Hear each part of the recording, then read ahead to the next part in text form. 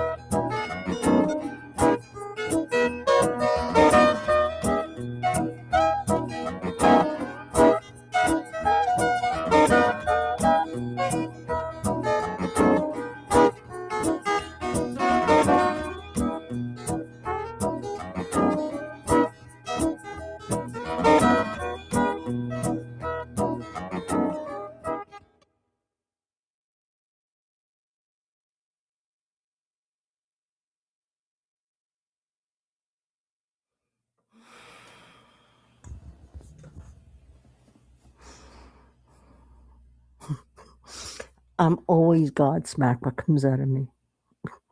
If you think I'm doing this, the human side of me, mm-mm, this is coming. Like, and I'm trusting everything.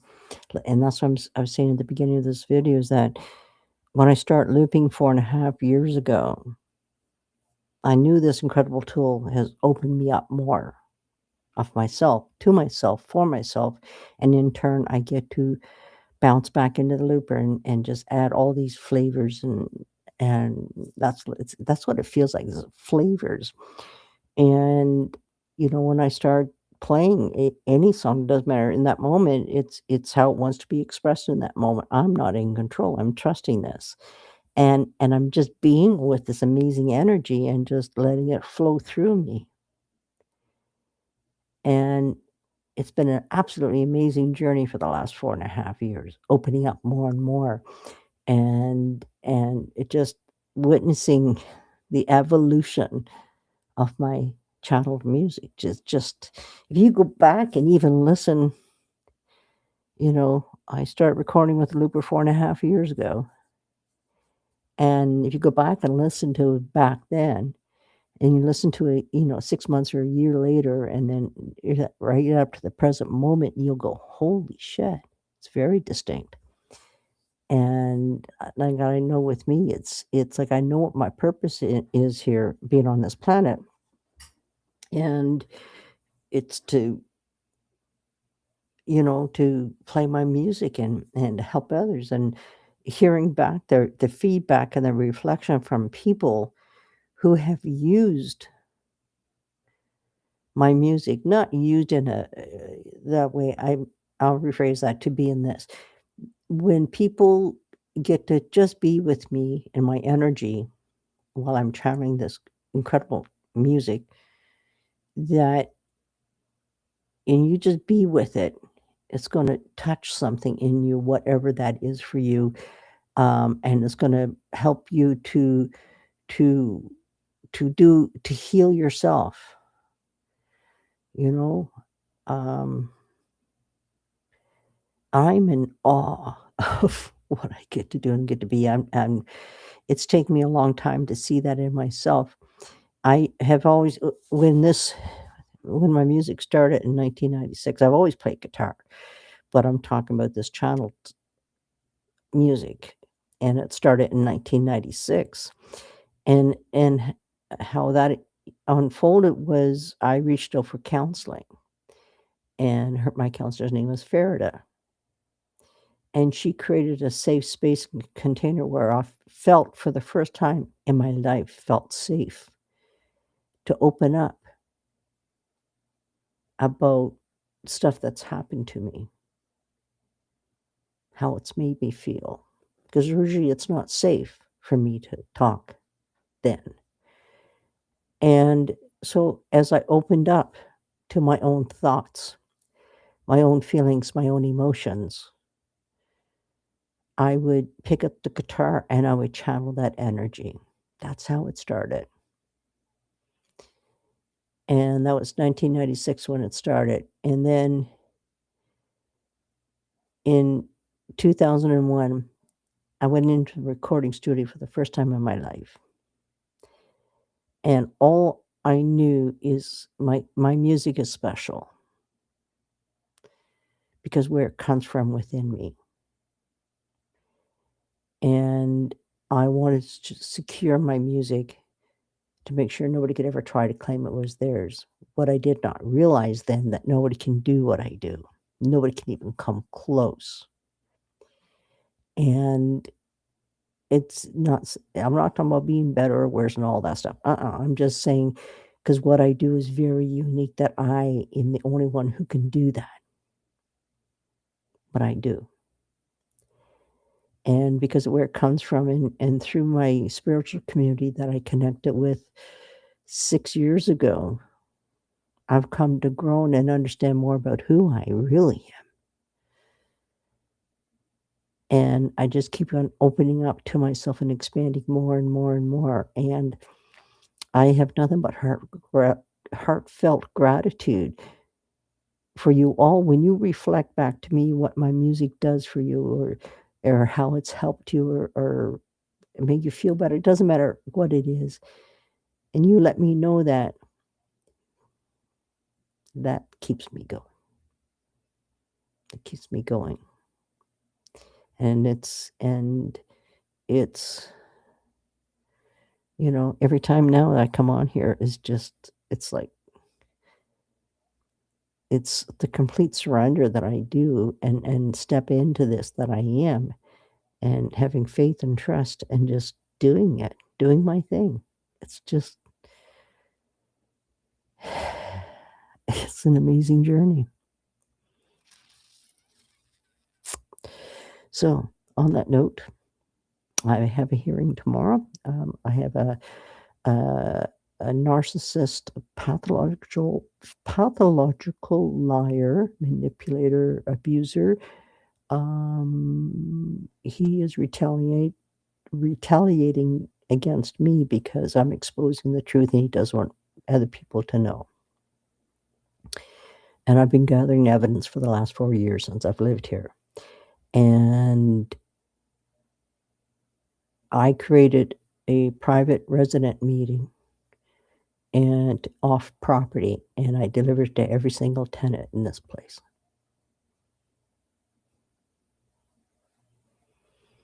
And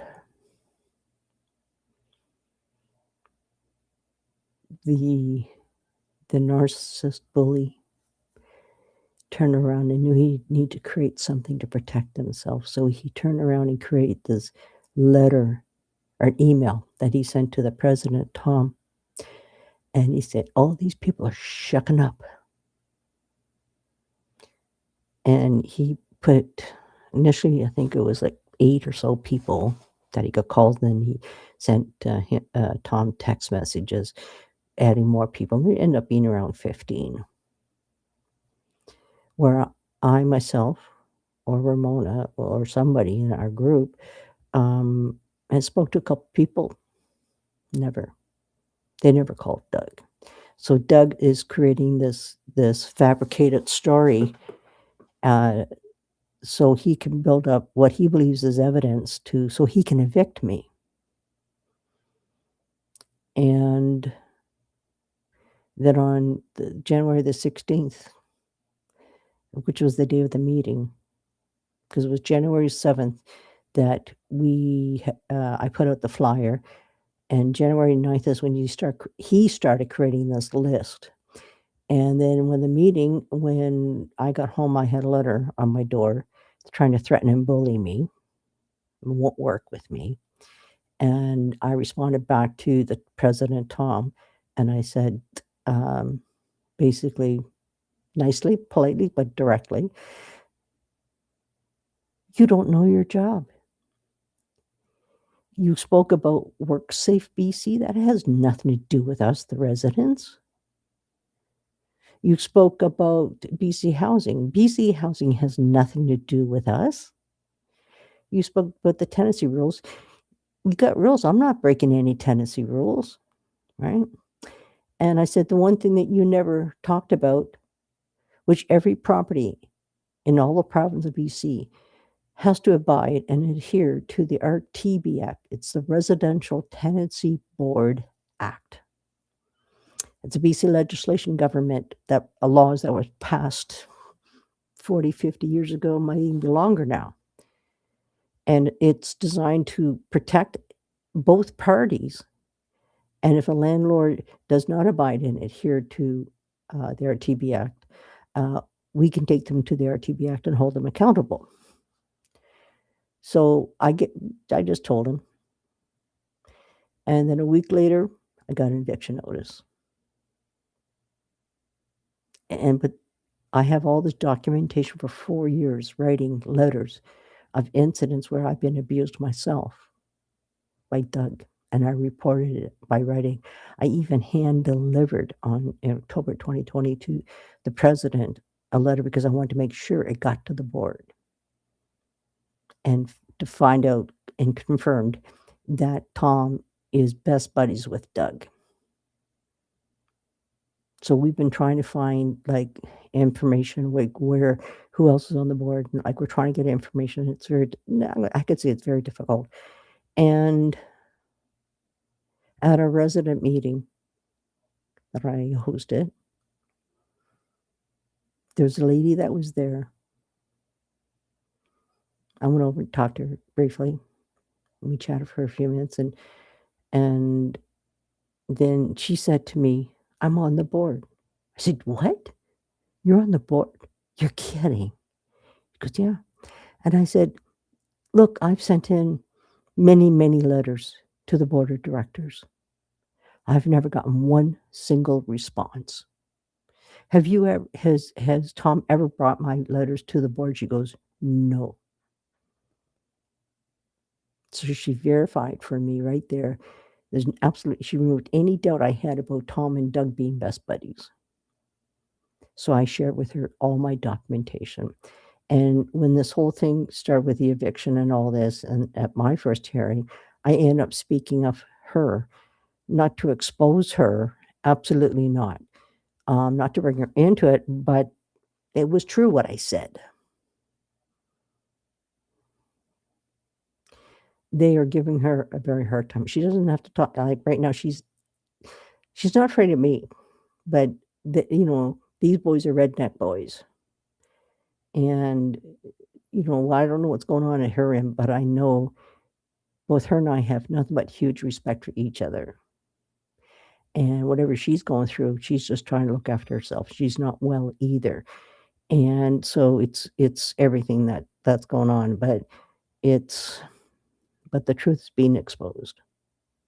And now both of them are trying to cover their tracks. So my second eviction hearing, and when they say the second one, the first one, they got to present their case, then it was my turn. It wasn't enough time because these hearings are only 1 hour. So my turn is tomorrow. And I can't wait.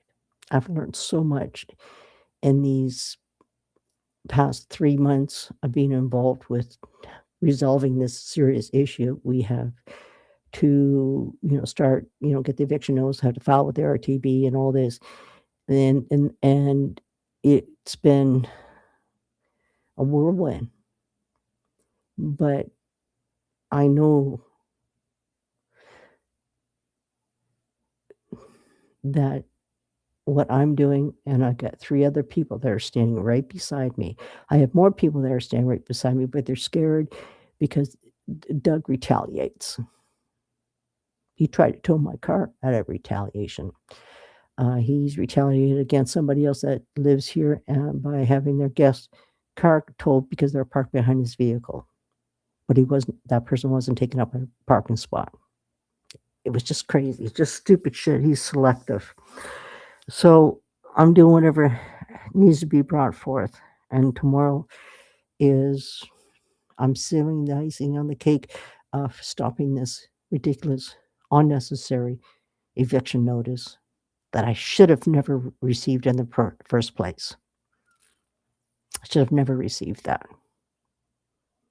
And it's just pure retaliation. And I'm going to hold both of those people 100% accountable and responsible for it all. Because all I'm trying to do is help people. You two, one's abusing and the other one's enabling the abuser to keep on abusing us. That's not acceptable.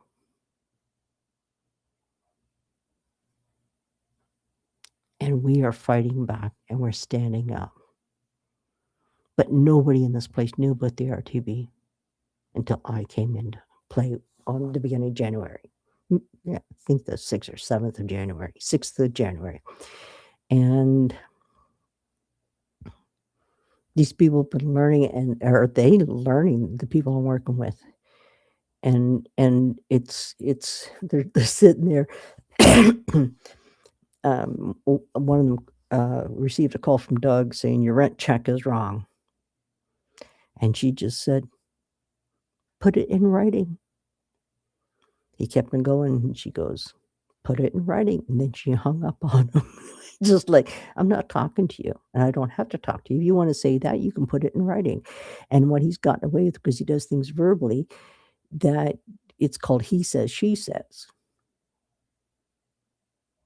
And I support everything that if he said something to me, I would do up a text message or an email, not email, do up a letter and just say exactly what he said. And that gives him the opportunity to say if it was true or not at the moment. and all he does is trying to backtrack and cover his ass. It's been quite the thing. But on that note, I'm very, very tired. Hello there, Jen. I'm very tired. I need to go be quiet. I just want to come on here and do some alchemizing. Go back and listen to what happened this evening, Jen. It was just magical as usual, the beyond magical now. So, yeah. So, hugs and loves to everybody, and I will see you guys